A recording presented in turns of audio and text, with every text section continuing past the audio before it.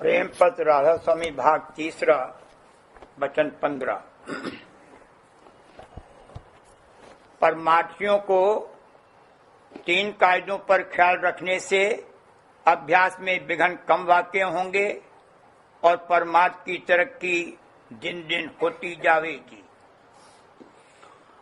जो लोग की राधा स्वामी मत में शामिल हैं और सच्ची चाह अपने जीव के सच्चे उद्धार और सच्चे मालिक के दर्शनों की उसके निधाम में पहुंचकर रखते हैं, उनको मुनासिब है कि वास्ते तरक्की अपने अभ्यास के और दुरुस्ती चाल चलन परमार्थी और भी संसारी व्यवहार के नीचे के लिखे हुए कायदों के माफिक जिस कदर बन सके कार्रवाई करते रहें, और जो वे इन कायदों को अच्छी तरह समझकर उन पर नजर रखेंगे तो उम्मीद है कि उनको अपनी कसरें और भूल चूक मालूम हो जाएंगी और फिर उनकी संभाल का जतन भी वे दुरुस्ती से कर सकेंगे। और वे कायदे ये हैं, पहली, जो कि सूरत ऊंचे मुकाम यानी राधा स्वामी जाल के चरणों से उतरकर पिंड में आंखों के मुकाम पर ठहरी है और वहीं बैठकर इंद्रियों के द्वारा कार्रवाई देह और दुनिया की कर रही है, सो इसको राधा स्वामी मत की जुगत के माफिक अपने निज घर की तरफ उल्टाना। दूसरा, गुरु स्वरूप या मुकामी स्वरूप का ध्यान करके मन और सूरत को ऊंचे देश में चलाना और ठहराना। तीसरे, परमार्थ और स्वार्थ में जीवों के साथ इस तरह बर्ताव करना जैसा कि ये शख्स अपने साथ औरों से बर्ताव चाहता है। इन कायदों के माफिक बर्ताव में जो विघ्न या दिक्कतें वाक़ होती हैं, उनका थोड़ा सा जिक्र हटाने का जतन आगे लिखा जाता है। उसका ख्याल हर एक सच्चे परमार्थी को जिस कदर बने रखना और उस जतन को काम में लाना मुनासिब है, क्योंकि जो इस कदर एहतियात और होशियारी नहीं की जाएगी तो उन कायदों के माफिक बर्ताव कम बनेगा और इस सबब से परमार्थी तरक्की में भी किसी कदर कसर पड़ेगी। पहले कायदे के माफिक बर्ताव करने में यानी सूरत और मन की चढ़ाई में संसारी चाहें और तरंगें और इंद्रियां विघ्न डालती हैं, यानी ये सूरत की धार को सिमटने और ऊपर की तरफ को चढ़ने से रोकती हैं, क्योंकि जब धार का रुख इंद्रियों के द्वारे बाहर पदार्थों में या देह में नीचे की तरफ हुआ तब उसका मुख ऊपर की तरफ मोड़ना और चढ़ाना मुश्किल होगा। इस वास्ते अभ्यासी को मुनासिब है कि आमतौर पर जरूरत के माफिक बाहर कामों में और पदार्थों में बर्ताव करे और खास तौर पर वक्त अभ्यास के मन और इंद्रियों को रोककर और सूरत की धार को समेटकर अपने अंतर में ऊंचे की तरफ आहिस्ता आहिस्ता चलाने की आदत करे। जो इस तौर पर कार्रवाई की जाएगी तो थोड़ा बहुत रस और आनंद सिमटाव और चढ़ाई का मिलेगा और फिर इसी तरह कार्रवाई जारी रखने और उसको आहिस्ता आहिस्ता बढ़ाने से ज्यादा रस मिलेगा और देह और दुनिया की तरफ से किसी कदर हटाव होता जाएगा। और जो इस कार्रवाई में मन और इंद्रियां संसारी तरंगें उठाकर खलल डालेंगी तो यकसा रस नहीं मिलेगा, यानी अभ्यास में कभी आनंद और कभी रूखा फीकापन रहेगा और उसी कदर सूरत की चाल भी निज घर की तरफ सुस्त रहेगी। जो कोई अपने मन और इंद्रियों की हर वक्त निगहबानी और चौकीदारी करता रहेगा और फिजूल तरंगों और ख्वाहिशों को उठने से रोकता रहेगा तो वह अभ्यास के समय भी उनकी थोड़ी बहुत संभाल कर सकेगा। नहीं तो अभ्यास के वक्त अनेक तरह के ख्याल और गुनावन पैदा होंगे और अभ्यासी को उनकी खबर भी नहीं होगी, यानी मन उसका बजाय भजन और ध्यान के अनेक ख्यालों में बहता रहेगा। इस वास्ते मुनासिब और लाजिम है कि जिस कदर बन सके अभ्यास के वक्त मन और इंद्रियों की रोक और संभाल जरूर की जावे ताकि थोड़ा बहुत रस भजन और ध्यान का मिलता रहे और फिर उसमें आहिस्ता आहिस्ता तरक्की भी होती जावे। दूसरे कायदे के बर्ताव में इस कदर एहतियात चाहिए कि वक्त ध्यान और भजन के पहले स्वरूप का ख्याल करके उसको अपने सन्मुख रखे तो मन और इंद्रिय जो कि स्वरूप में लगने की आदत रखते हैं किसी कदर निश्चल होकर स्थान पर ठहरेंगे या शब्द में लग जावेंगे और उस वक्त दूसरी सूरतों का ख्याल कम आवेगा और शब्द भी साफ सुनाई देगा। और जो स्वरूप को संग नहीं लिया जावेगा तो अपने स्वभाव के माफिक मन और इंद्रिय अन्य ख्याल यानी गुनावन में अक्सर चंचल रहेंगे। जबकि ध्यान के वक्त थोड़ा बहुत स्वरूप नजर आ जावेगा या भजन के वक्त शब्द साफ सुनाई देगा तो मन और सूरत उसमें बेतकल्लुफ लग जावेंगे और दूसरा ख्याल नहीं उठावेंगे। लेकिन जिस वक्त की गुनावन का जोर होगा उस वक्त स्वरूप को थोड़ा जोर देकर ख्याल से सन्मुख रखने में गुनावन हट जावेगी और जो गुनावन कम न होवे तो किसी शब्द के प्रेम की भरी हुई कड़ियों के स्वरूप के सन्मुख गाने या बतौर आरती के पाठ करने से बहुत फायदा होगा। गुरु स्वरूप के ध्यान की और उसको सन्मुख रखने की महिमा इस सबक से ज्यादा है कि उसका ख्याल करते ही मन और इंद्रिय परमार्थी यानी प्रेम के घाट पर आ जावेंगे और तब भजन और ध्यान का रस ज्यादा मिलेगा और गुनावन बहुत कम पैदा होंगी। लेकिन यह बात जब दुरुस्त बनेगी जबकि अभ्यासी को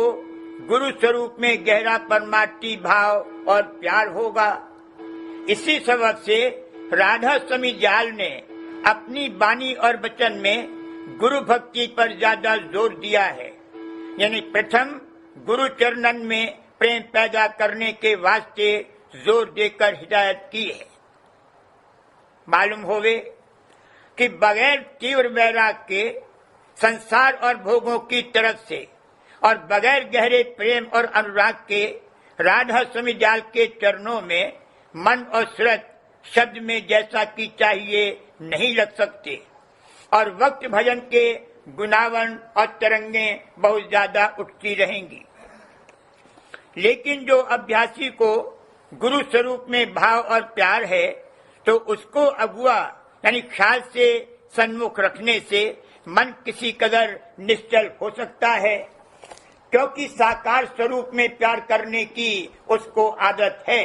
और गुरु स्वरूप के सन्मुख होने पर उसके मन और इंद्रिय दर्शन और वचन में लगकर फौरन परमार्थी घाट पर आ जाते हैं और संसारी ख्याल हट जाते हैं। और दूसरा फायदा ये है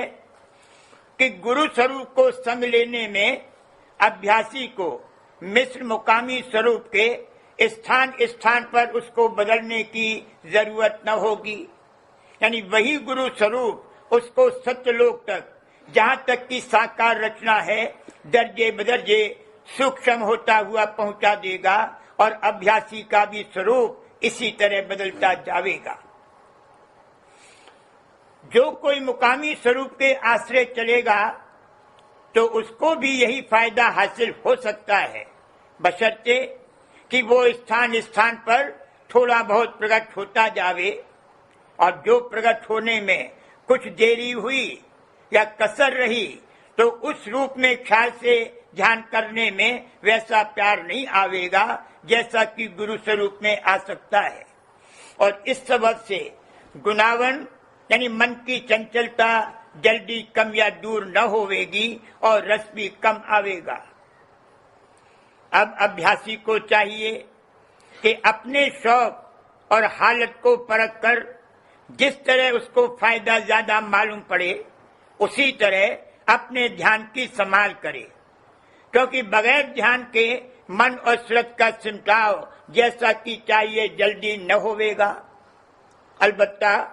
जिस किसी को शब्द खुल जावे उसको इस कदर जरूरत ध्यान पर जोर देने की नहीं होगी, लेकिन ऐसा हाल कुल अभ्यासियों का नहीं हो सकता। किसी बिरले उत्तम अधिकारी की ऐसी हालत होवेगी। इस वास्ते कुल अभ्यासियों को अव्वल ध्यान पर जोर देना मुनासिब और जरूर है। मालूम होवे कि गुरु स्वरूप का दर्शन ऊंचे के मुकाम पर खिंचकर होता है और माफिक और दुनिया की सूरतों के जब ख्याल करो उस वक्त ये स्वरूप प्रकट नहीं हो सकता। यह स्वरूप अंतर्यामी पुरुष आप दया करके अपने भक्त की प्रीत और प्रतीत बढ़ाने के वास्ते धारण करता है और ऊंचे देश में प्रकट होकर दर्शन देता है। इसी सबब से अक्सर इस स्वरूप का दर्शन स्वप्न अवस्था में, जबकि मन और सूरत का ज्यादा खिंचाव हो जाता है, होता है, और अभ्यास के वक्त कभी कभी ऐसी दया होती है। इस वास्ते अभ्यासी को जब कभी गुरु स्वरूप का दर्शन अभ्यास के वक्त या स्वप्न अवस्था में होवे तो उसको खास मालिक की दया समझना चाहिए और उसी स्वरूप को चित्त में धारण करके अभ्यास के वक्त उसका ध्यान करना चाहिए। तीसरे कायदे के माफिक बर्ताव करने से अभ्यासी प्रेमी को उसकी परमार्थ की कार्रवाई और संसारी व्यवहार में बहुत फायदा हासिल होवेगा। यानी उसके हाथ से किसी को किसी किस्म की तकलीफ या दुख नहीं पहुंचेगा। और जो कि परमार्थियों को हिदायत है कि जहां तक बन सके या मुनासिब होवे परमार्थी जीवों के साथ दीनता और प्यार और दया भाव के साथ बर्ताव करें और आम जीवों के साथ दया भाव रखें। तो इस तरह बर्ताव करने से सबकी प्रसन्नता हासिल होगी और मालिक भी प्रसन्न होकर भक्ति और प्रेम की बख्शाइश करेगा और दिन दिन हालत बदलती जाएगी और झगड़े बखेड़े और ईर्ष्या और विरोध वगैरह परमार्थी की कार्रवाई में विघ्न नहीं डालेंगे और हृदय उसका दिन दिन शुद्ध और कोमल होता जाएगा और मालिक के चरणों के प्रेम से भरता जाएगा। जो परमार्थी का धन का भी थोड़ा नुकसान हो जावे और झगड़ा रगड़ा और विरोध हट जावे तो ऐसे नुकसान की बर्दाश्त करना मुनासिब है और सख्त सुस्त और तान के वचन को सहना और क्षमा करके एवज न लेने में परमार्थी का ज्यादा फायदा है बनिस्बत इसके कि ओछे और क्रोधी आदमियों से मुकाबला करना और तकरार बढ़ाना। खुलासा यह है कि परमार्थी को इस बात की एहतियात जरूर चाहिए कि उसका मन संसारी मामलों के सबब से चिंता में न पड़े और गदला और मैला न होवे और भजन में इस किस्म के ख्याल बिगड़ न डालें, नहीं तो उसके रस और आनंद में भी फर्क पड़ेगा और ये हर्जा बनिस्बत और छोटे नुकसान या जरा सी मन की तकलीफ के बहुत भारी है और उसका बचाव हर हालत में जहां तक मुमकिन होवे मुनासिब मालूम पड़े जरूर करना चाहिए।